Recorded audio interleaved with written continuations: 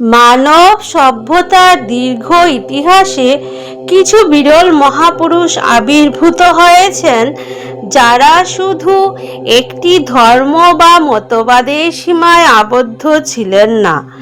তারা ছিলেন মানবাত্মার জাগরণের আলোকবর্তিকা।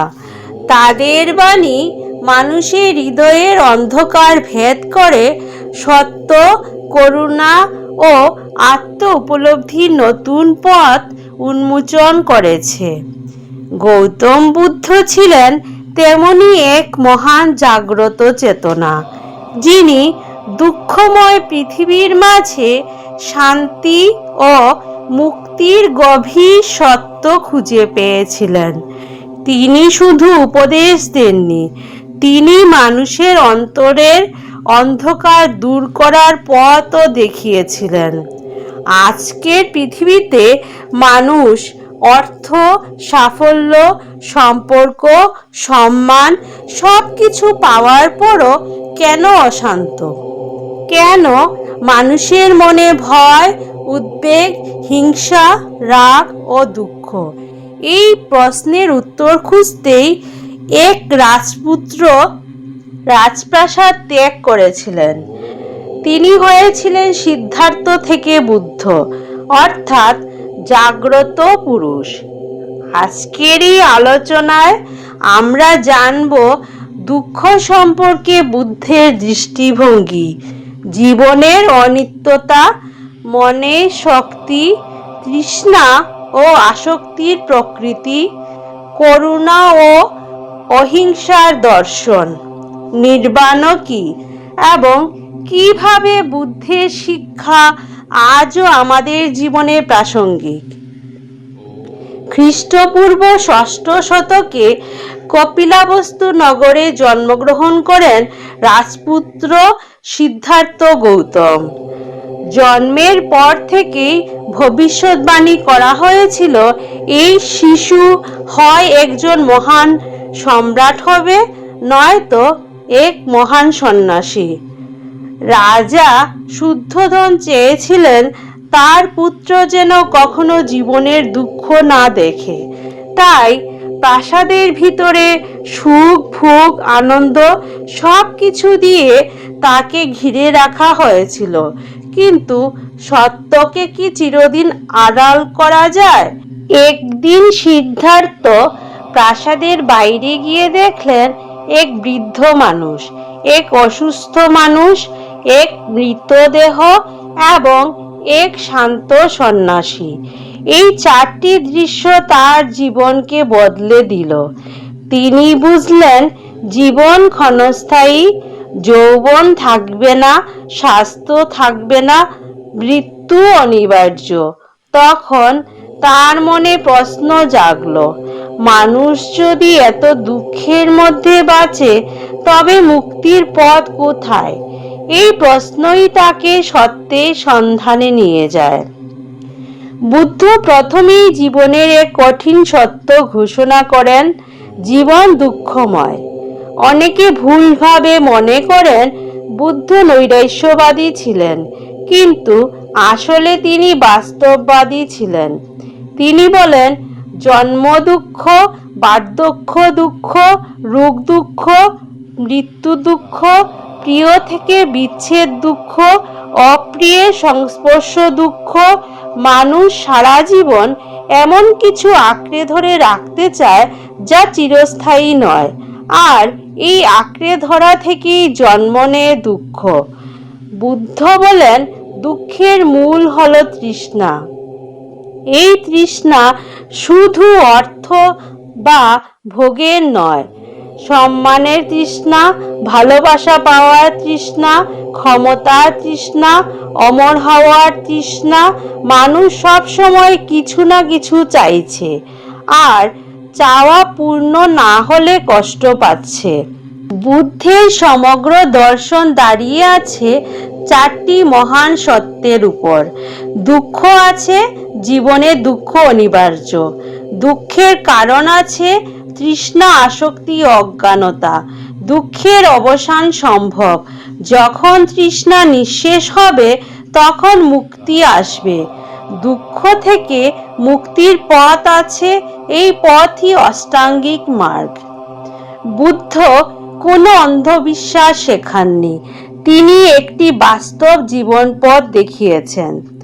জীবনের সত্যকে সঠিকভাবে দেখা, হিংসা ও লোভমুক্ত চিন্তা, মিথ্যা, কটু কথা, অপবাদ থেকে বিরত থাকা, নৈতিক জীবনযাপন, অন্যায় উপায়ে জীবিকা অর্জন না করা, মনের অশুভ প্রবৃত্তিকে নিয়ন্ত্রণ করা, সচেতন থাকা, ধ্যানের মাধ্যমে মনকে স্থির করা। বুদ্ধ বলেছিলেন, মনই সব, তুমি যা ভাবো তুমি তাই হয়ে ওঠো। ধর্মপদে বুদ্ধ বলেন, মনের দ্বারা সব কিছু পরিচালিত হয়। যদি মন অশান্ত হয় তবে পৃথিবীর সব সুখও মানুষকে শান্তি দিতে পারে না। আজ মানুষ বাইরে জগৎ জয় করেছে, কিন্তু নিজের মনকে জয় করতে পারেনি। বুদ্ধ বলেন, যে ব্যক্তি হাজার যুদ্ধ জয় করে সে মহান নয়, যে নিজেকে জয় করে সেই প্রকৃত বিজয়ী। রাগ, হিংসা, ঈর্ষা, অহংকার এসব আগুনের মতো, যে অন্যকে ঘৃণা করে সে আসলে নিজের মনকেই বিষাক্ত করে তোলে। বুদ্ধের অন্যতম গভীর শিক্ষা হলো অনিত্যতা। তিনি বলেন, সব কিছু পরিবর্তনশীল, যৌবন যাবে, সম্পদ যাবে, সম্পর্ক বদলাবে, শরীর ক্ষয় হবে, কিন্তু মানুষ চায় সব কিছু চিরদিন থাকবে। এই অসম্ভব প্রত্যাশাই দুঃখের কারণ। যদি মানুষ বুঝতে পারে এটিও একদিন চলে যাবে, তবে সে অন্ধকারেও ডুবে যাবে না, আবার দুঃখেও ভেঙে পড়বে না।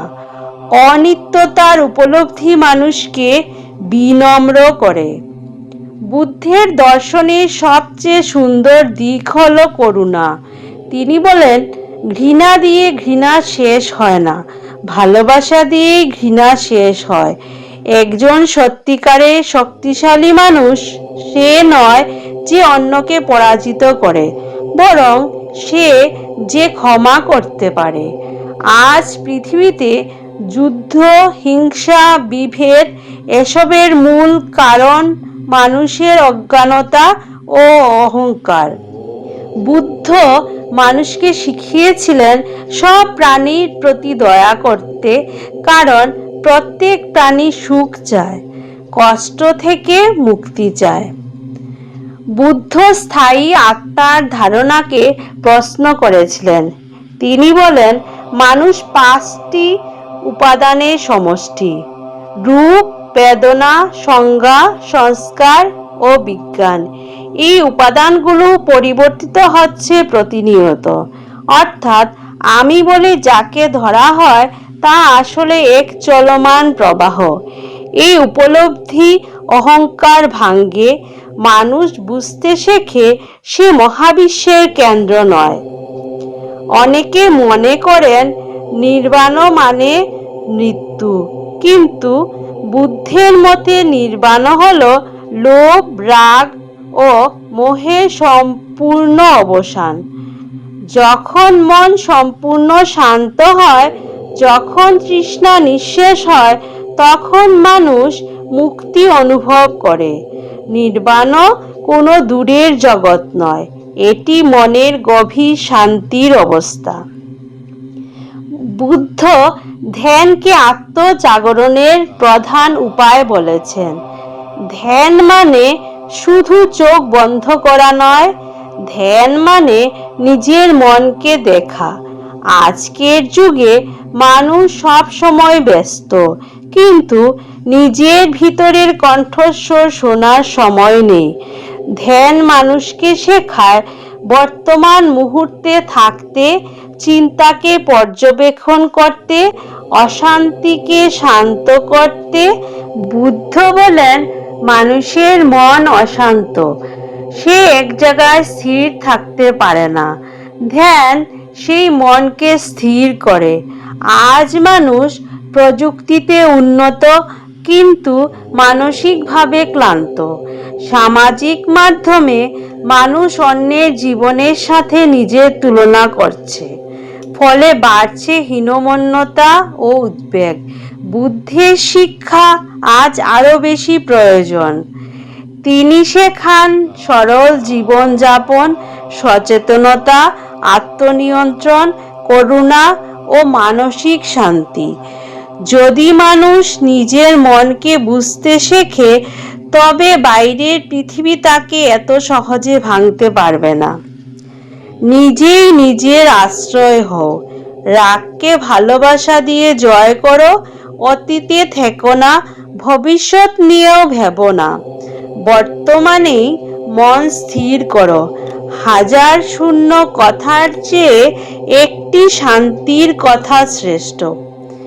গৌতম বুদ্ধ কোনো অলৌকিকতা শেখাননি, তিনি মানুষকে মানুষ হওয়ার শিক্ষা দিয়েছেন। তিনি বলেছেন, মুক্তি বাইরে নয়, মুক্তি মানুষের নিজের ভেতরে। যখন মানুষ নিজের মনকে চিনবে, লোভ ও অহংকারকে জয় করবে, তখনই প্রকৃত শান্তি আসবে। আজকের পৃথিবীতে বুদ্ধের দর্শন শুধু ধর্ম নয়, এটি মানসিক শান্তির বিজ্ঞান, এটি মানবতার পথ, এটি আত্মজাগরণের আলো।